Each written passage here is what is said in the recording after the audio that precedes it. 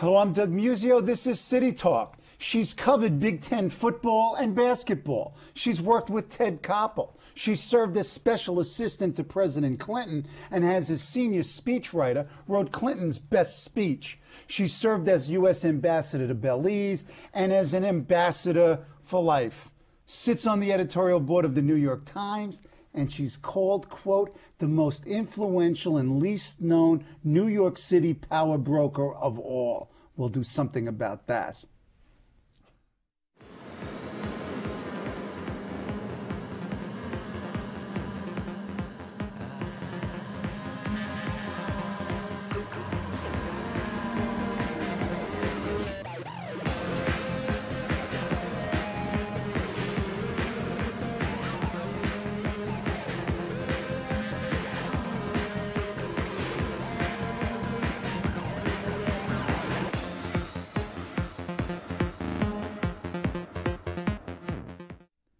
She's Carolyn Curiel, and she's here to talk about the Times, Clinton, Koppel, on wearing pastels, and, quote, the Regent's exam of politics.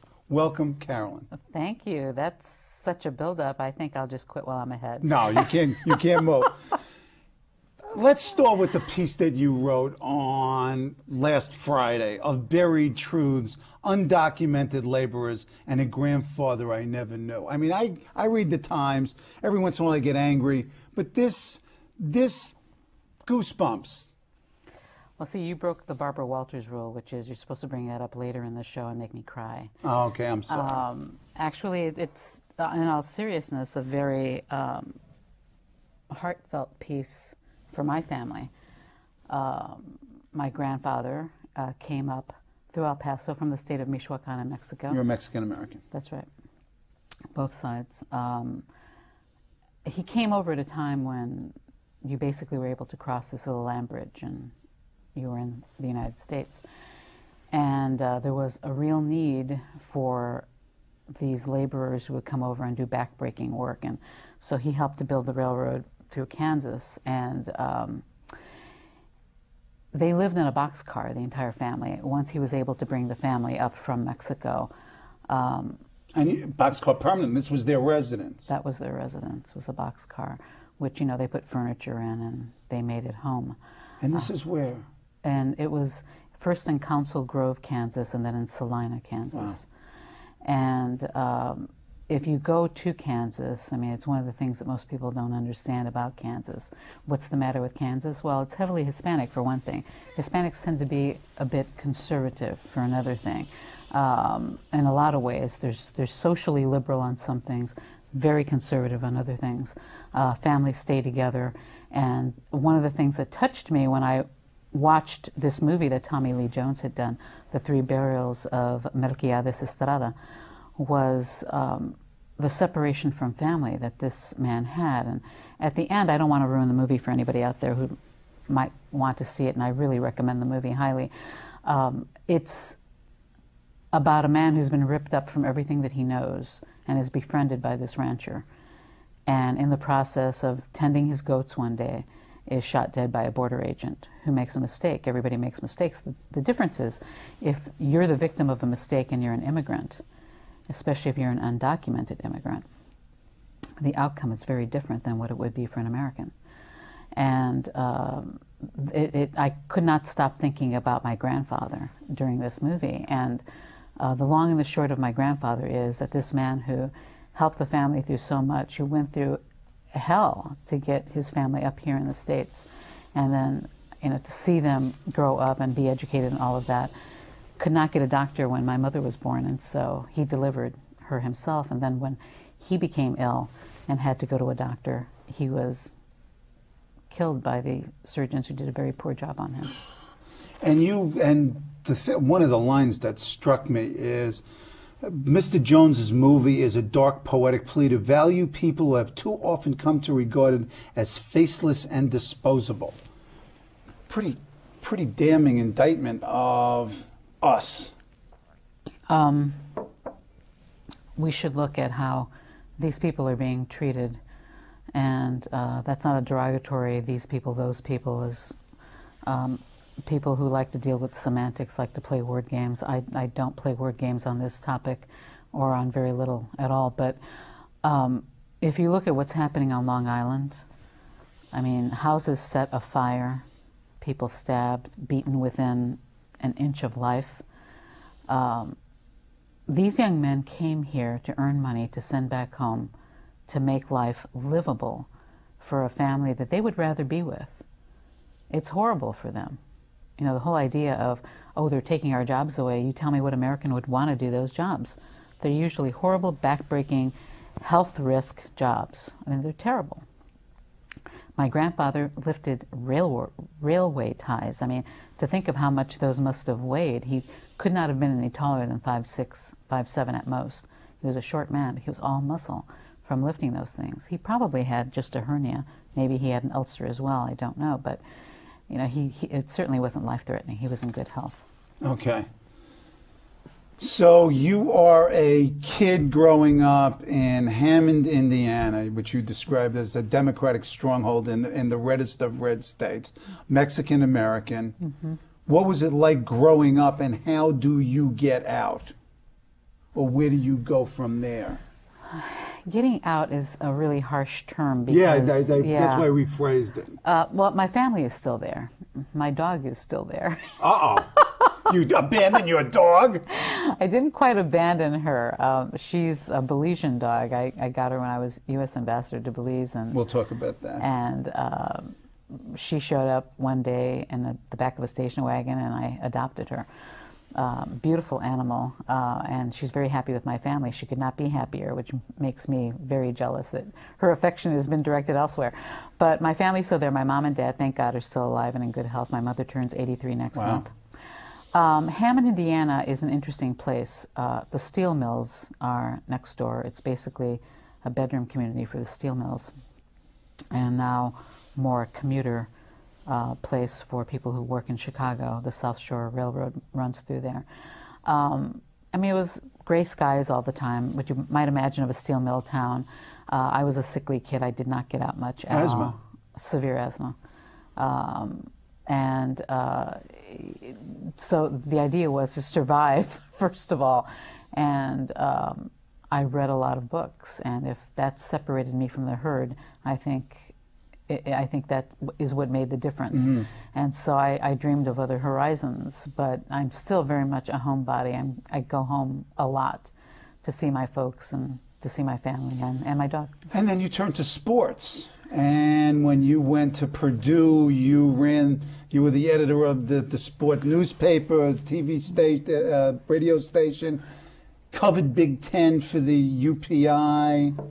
There was a reason for sports. When you are a sickly child and the weekends come and you're parked like a pet rock in front of the television, there isn't much else to do. And so I learned sports listening to Chris Schenkel, Howard Cosell, etc.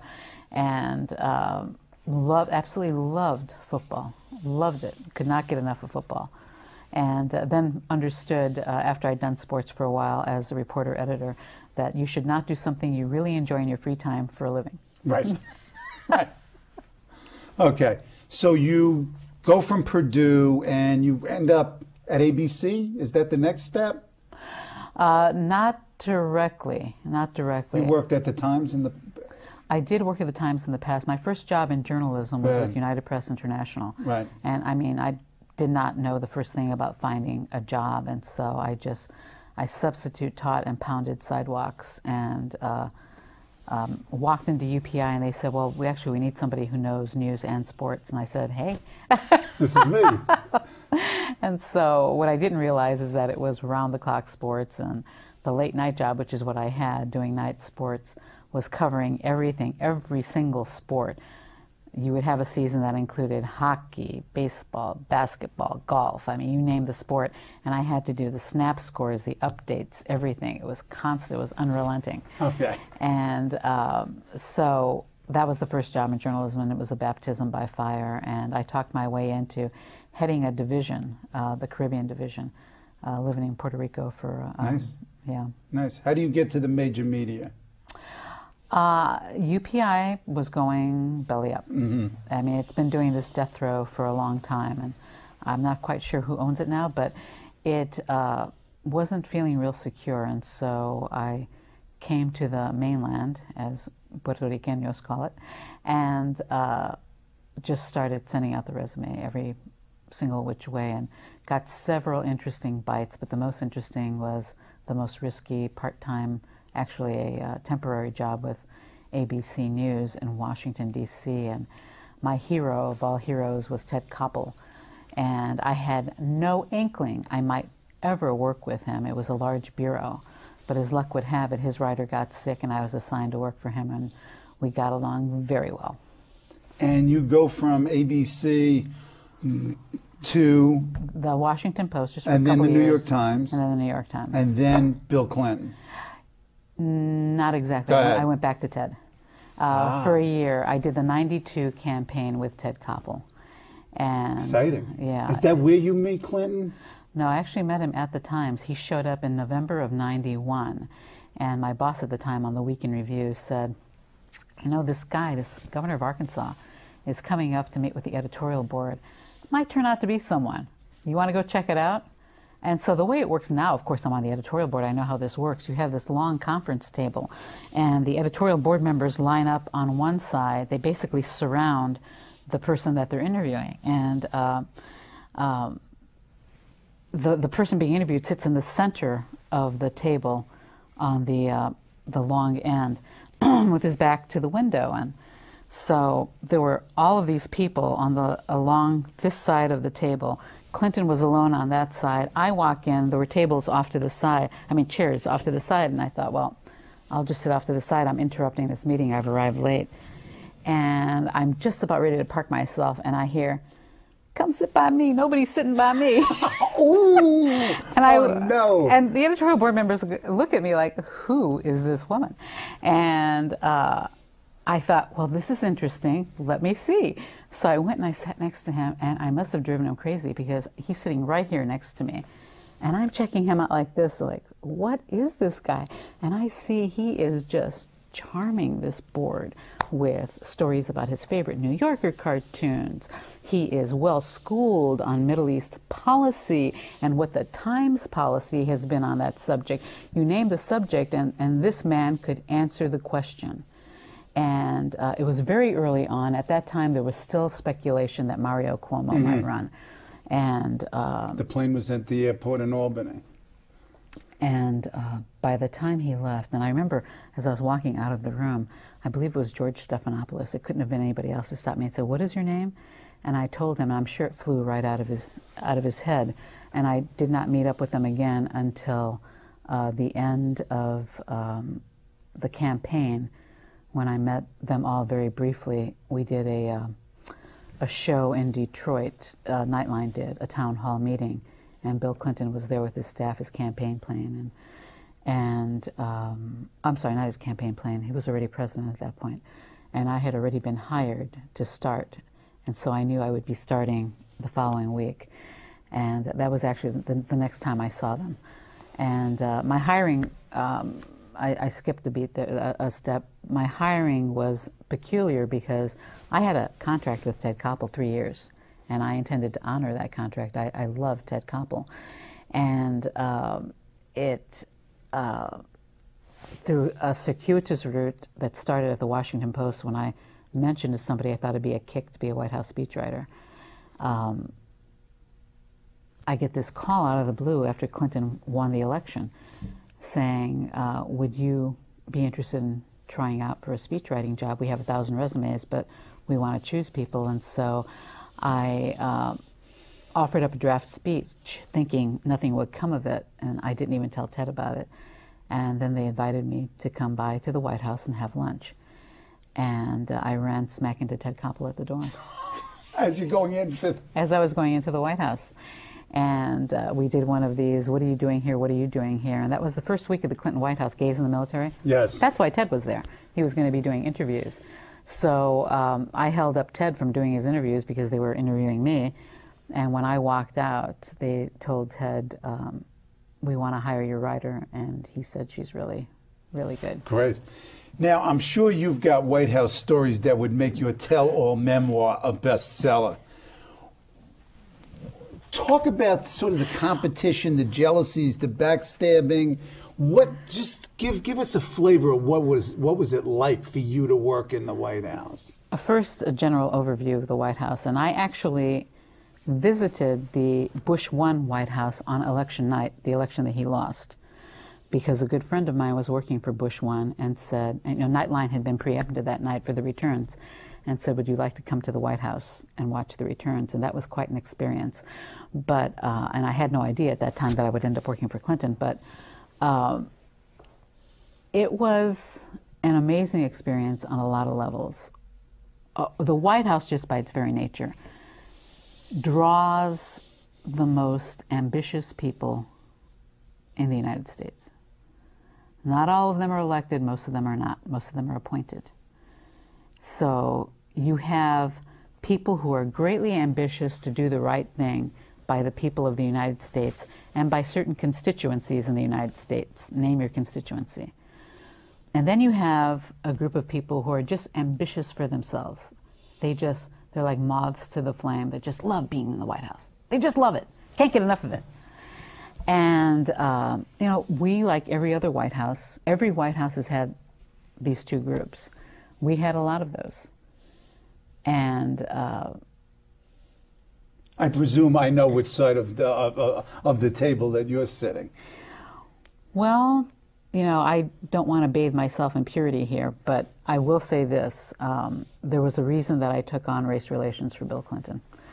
And wrote two of his best speeches, or was involved with it, the Men That Don't Bend It, and Men That Don't End It, affirmative action speech, and the Memphis Martin Luther King speech. Yeah, I think his hair curls every time he hears the Memphis speech, because he rightfully believes that it was all his. And I gave him 3 or 4 pages of talking points. And the reason I did that was, in doing research for this speech, we were the most tired group of White House speechwriters that ever were. There were only 3 of us, and this was the most loquacious president in history. So we had our little round meeting, which we would do every morning, and the head of speechwriting, a guy by the name of David Cusnett, who is just a wonderful person, said, who wants to do Memphis? And I said, I'll do Memphis. He said, well, you're going to have to travel with him probably. I said, that's okay. And so I started researching the speech. He was doing it in front of a group of bishops for the congregation, the Church of God in Christ congregation. And it was founded in Little Rock, Arkansas. Immediately I'm thinking, he knows these people. He did know a lot of the bishops. He had a lot of stories that there was this personal connection with this group. And what I discovered about Bill Clinton was, if he has a personal connection with the group, you don't dare give him a script, because he will toss it away. Mm-hmm. But talking points on that was a different issue. So the president was up to his eyeballs then. I go to Bruce Lindsay, who was his chief advisor and really good friend, best friend. And I said, Bruce, here's the situation. He knows these people, and guess what? The pulpit where he's going to be speaking, the last place Martin Luther King gave a speech before he was shot dead in Memphis. And I said, he's not going to use a speech. Can I give him talking points? And Bruce said, yeah, that sounds like a good idea. So that's what I did. I gave him talking points. And the president launched off of those points. In the process, I had to fight people who wanted to make the speech all about NAFTA. They wanted to make it a NAFTA policy speech. So I was fighting the entire time. No, it has to be. Martin Luther King spoke here. Now we can use the economics to connect to race issues. But at the same time, a friend of mine, a young woman I had helped to mentor at the Washington Post, wrote a front page story about a girl, 11 years old, who is planning her own funeral, the dress she wants to wear. I know it's in the speech. It's in the speech. It gives you, again, goosebumps. Her name is Deneen Brown, wrote the story. And I called Deneen and I asked her for more details, and I said, well, I'm going to put this in the president's speech. And she said, wow, okay. And so I gave him a couple of talking points on that, and he launched from it. If you look at the talking points, you look at the speech, he launched in a way that nobody but Bill Clinton could have done. It was an amazing performance. That list of talking points was just dead wood. He took it and he made a cathedral out of it. I mean, it was just you know, you could study at the feet of Bill Clinton for decades and not get what he does, because it's so internal.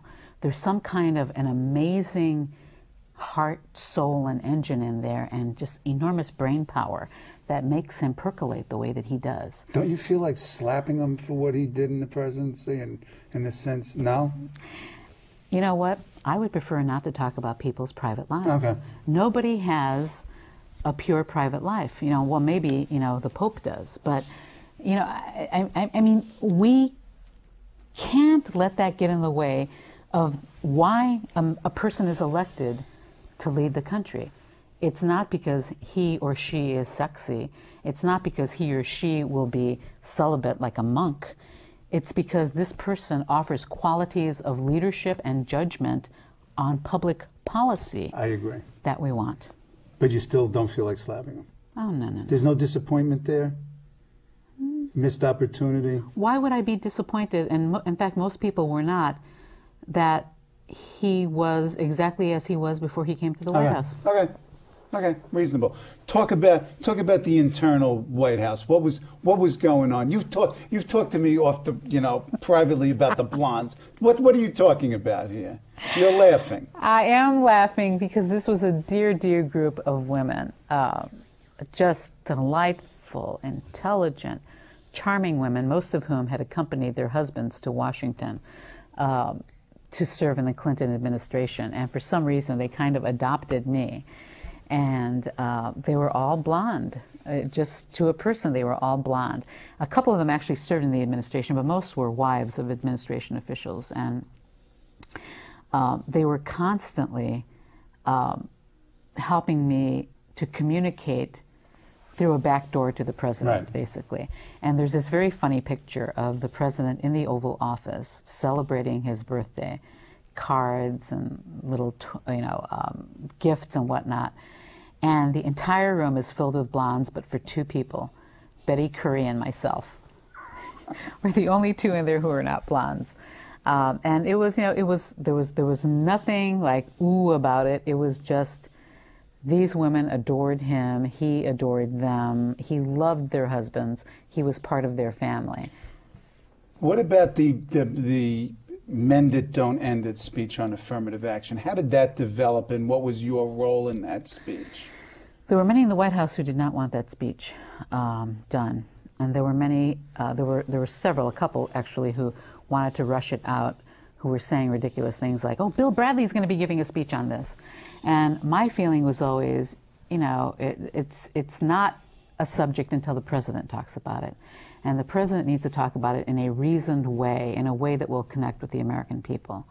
And what then followed was 6 months of meetings and my drafting. I went through 23 drafts. I would send them to the West Wing, and they would be looked at by a group that included George Stephanopoulos and the First Lady, and probably sometimes the president, but he was really held off until the later drafts. Mm-hmm. And I looked at it. I do a 360 when I'm doing a big project, and my 360 included the venue, National Archives.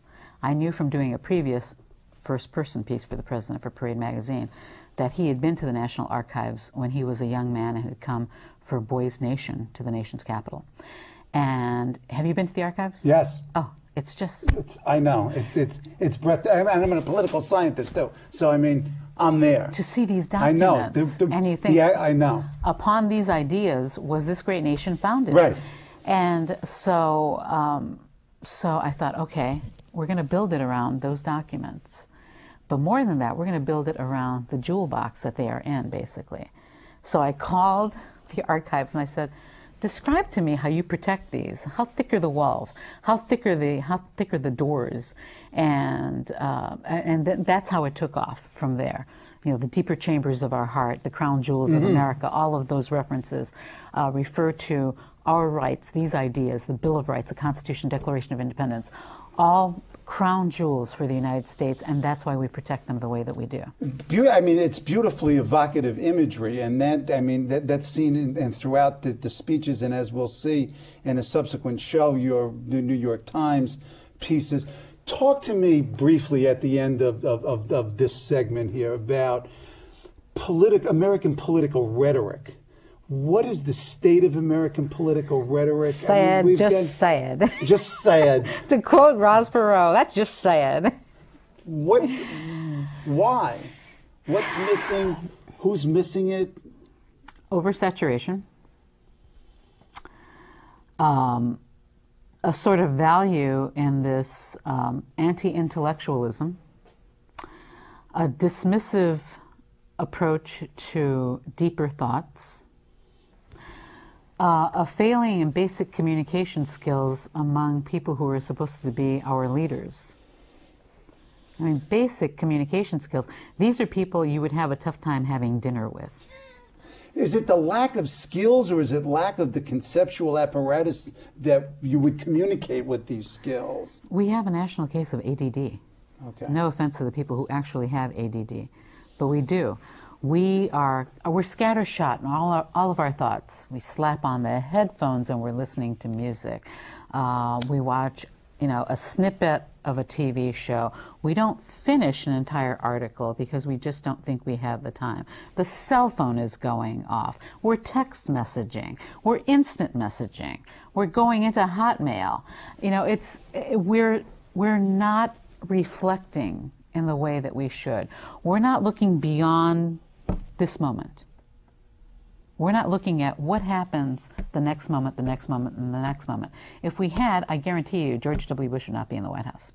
Ooh, we'll close there for this segment, but we're going to have you return for another conversation, and we want to talk about the Times, the editorial board in the Times, and your editorial observations. We'll talk about pastels. We'll talk about Latinos in politics on the next City Talk. Thank you.